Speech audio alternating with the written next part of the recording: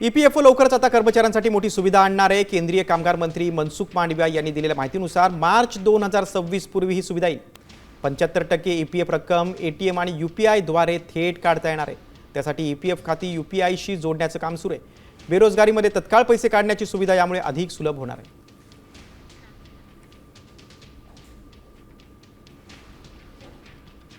75% PF रक्कम तत्काळ काढता येईल।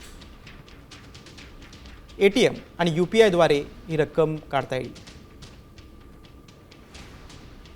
मार्च 2026 पर्यंत ही सुविधा सुरू होईल अशी अपेक्षा आहे।